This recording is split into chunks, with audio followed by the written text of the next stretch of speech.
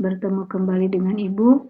Hari ini Ibu akan membahas mengenai latihan soal fluida statis dan fluida dinamis. Perhatikan gambar di bawah, ini ada sebuah drum di mana pada drum ini berisi seekor ikan.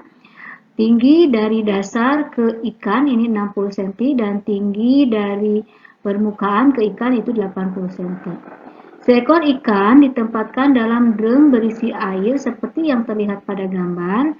Jika massa jenis air 1000 kg per meter kubik dan percepatan gravitasinya 10 meter per sekon kuadrat, maka tekanan hidrostatik yang diterima ikan adalah, penjelasannya diketahui rho-nya 1000 kg per meter kubik, G-nya sama dengan 10 meter per sekon kuadrat, H-nya 0,8 meter, ditanyakannya P. Nah, untuk menjawab soal ini, kalian silakan coba dihitung dengan menggunakan persamaan P sama dengan rho dikali G dikalikan H. Kita lanjutkan ke soal berikutnya. Ini merupakan salah satu soal dari contoh hukum Pascal. Sebuah dongkrak hidrolik digunakan untuk mengangkat beban seperti pada gambar di atas.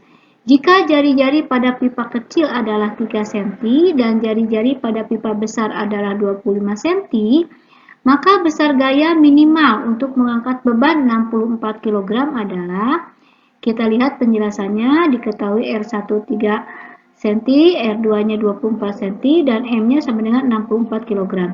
Yang ditanyakan F1.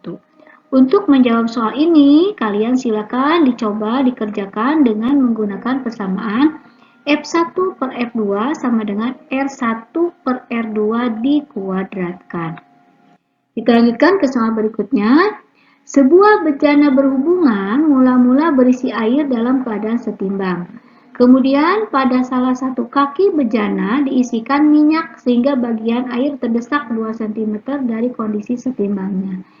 Jika massa jenis air 1 gram per cm kubik dan tinggi minyak dalam bejana adalah 2,5 cm, maka massa jenis minyak tersebut, penjelasannya kita lihat diketahuinya, H air 2 cm, H minyak sama dengan 2,5 cm, rho air 1 kg per cm, 1 gram per cm kubik. Yang ditanyakan massa jenis minyak. Nah, silakan kalian coba dijawab dengan menggunakan persamaan rho air dikali H air sama dengan rho minyak dikali H minyak. Kita lanjutkan ke soal berikutnya. Perhatikan gambar di sini. Di sini ada benda, di mana benda ini dicelupkan ke dalam fluida yang fluidanya terdiri air dan minyak. Sebuah benda berada pada bejana berisi air dan minyak dengan posisi benda seperti gambar di atas. Jika massa jenis air 1 gram per cm kubik, massa jenis minyak 0,8 gram per cm kubik, volume benda yang tercelup dalam air sebesar 50% dan volume benda yang tercelup dalam minyak adalah 40%. Maka massa jenis benda tersebut adalah, nah, kita lihat penjelasannya diketahui rho minyaknya 0,8 gram per cm kubik, rho airnya 1 gram per cm kubik, dan volume airnya, volume yang tercelupnya ke dalam air itu yaitu 50% atau sama dengan 0,5 volume benda. Nah, untuk menjawab ini, kalian silakan gunakan persamaannya rho benda dikali V benda sama dengan rho minyak dikali V minyak ditambah rho air dikalikan P air.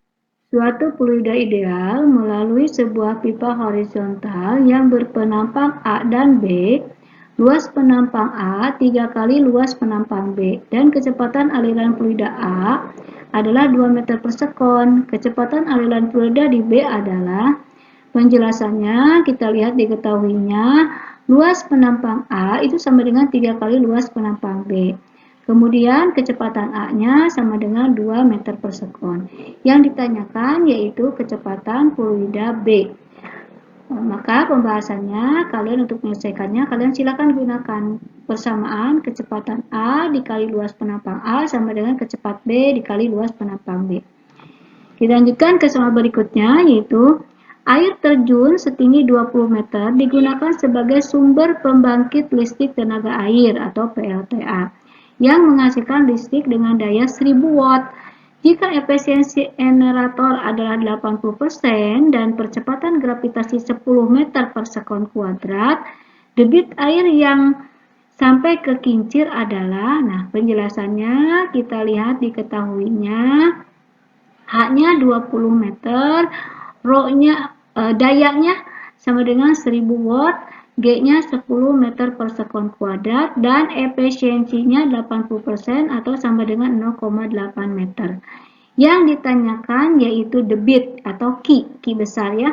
Maka di sini daya sama dengan efisiensi, silakan masukkannya 0,8. Rho-nya yaitu massa jenis air, kalian harus sudah tahu ya berapa. Kemudian Q yang ditanyakan dan G-nya yaitu 10. Kemudian H-nya yaitu 20 meter ya.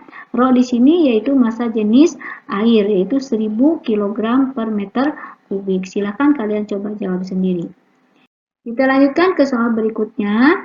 Sebuah pesawat terbang dengan gaya angkat 1100 kN memiliki luas penampang sayap 80 meter persegi. Jika kecepatan aliran udara di sayap adalah 250 meter per sekon dan massa jenis udara luar 1 kg per meter kubik, kecepatan udara di bagian atas sayap pesawat adalah, kita lihat penjelasannya, diketahui F-nya 11.000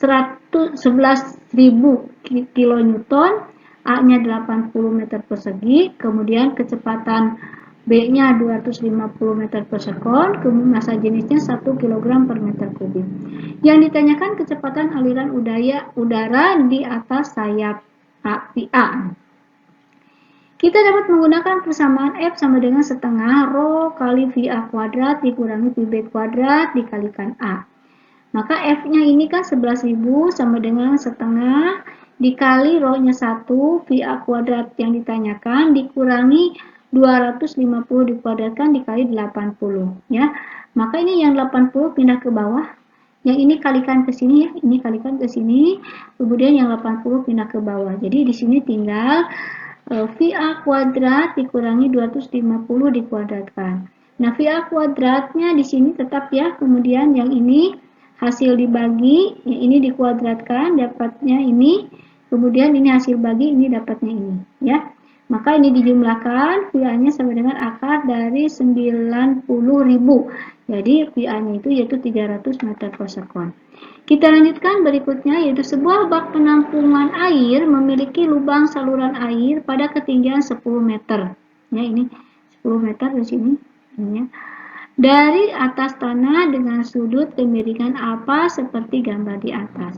Jika percepatan gravitasi 10 meter per sekon kuadrat dan sin alfa 5/8, jarak jatuh air pada keadaan tersebut adalah,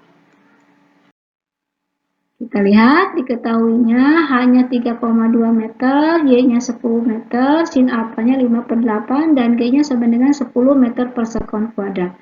Yang ditanyakannya D. Pembahasannya kita cari dulu kecepatannya, yaitu kecepatan awalnya dengan menggunakan persamaan akar 2 dikali G dikalikan H sama dengan akar 2 dikali 10 dikali 3,2, maka V-nya sama dengan akar 64 itu 8 meter per sekon. Berdasarkan gambar tadi ya, yang di atas tadi, jarak jatuh air pertama kali dapat ditentukan dengan persamaan D sama dengan V0 cos alfa dikalikan T ya, karena membentuk sudut. T adalah waktu tempuh air mencapai jarak D yang dapat ditentukan menggunakan persamaan gerak parabola dengan nilai Y adalah negatif 10. Y sama dengan V0 sin alfa dikali T min setengah GT kuadrat. Y-nya min 10 sama dengan 8, V0-nya 8 dari sini ya. Sekarang sin 5/8 ini yang dari diketahui, dikalikan T yang ditanyakan dikurangi setengah dikali 10 dikali T kuadrat. Maka ini min 10 sama dengan ini dikali, ini dicoret. Jadi ini kalikan 5 dikali T jadi 5T min. Ini dibagi 2 jadi 5T kuadrat. 5T kuadrat min 5T ditambah 10 sama dengan 0. Ini pindah ruas ke sini ya. Maka kita ini vektorkan ya, T min 2 ditambah T plus 1. Jadi T-nya sama dengan 2 sekon.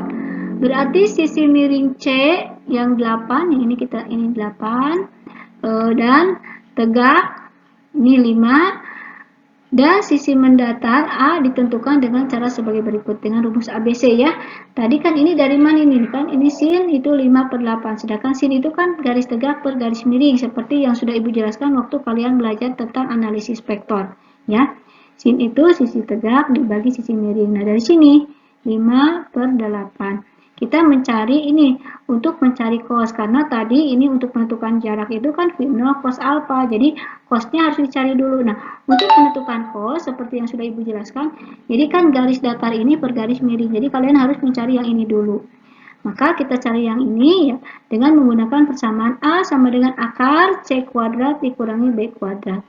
C kuadrat itu ini 8 dikuadratkan 64 dikurangi ini B kuadrat ini 5 dikuadratkan jadi 25 akar 39 ya.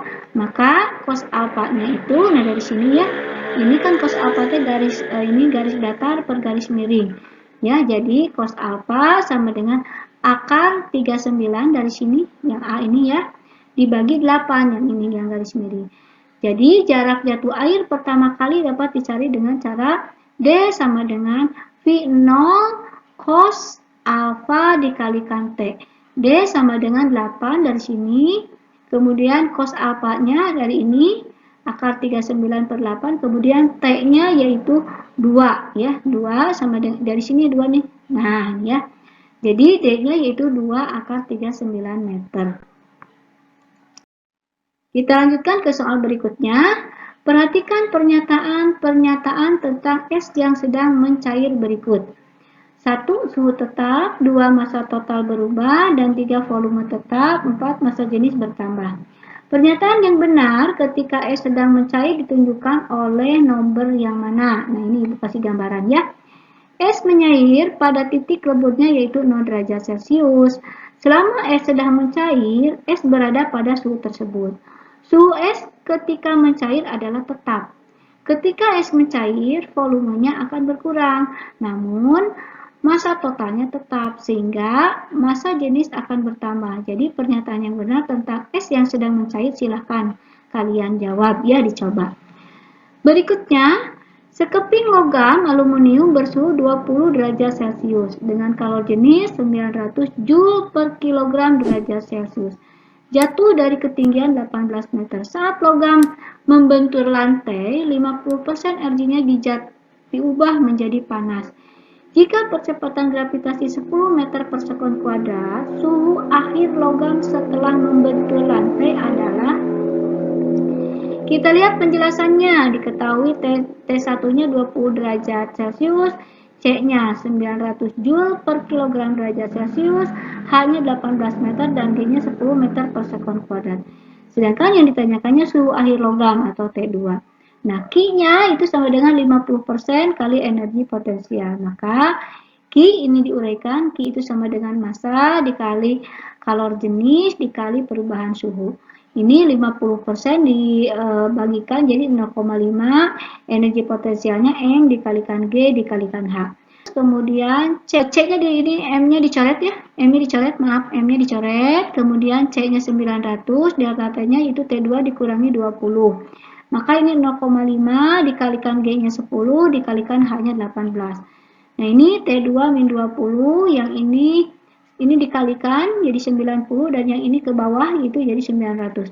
Maka T2-nya ini kan yang ini yang min 20-nya pindah ke sini ke ruas ini jadi 20. Nah, ini 90 dibagi 900 itu 0,1.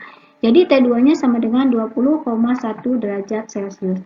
Demikian penjelasan dari Ibu mengenai fluida statis dan fluida dinamis, juga tentang perpindahan kalor ya. Assalamualaikum warahmatullahi wabarakatuh.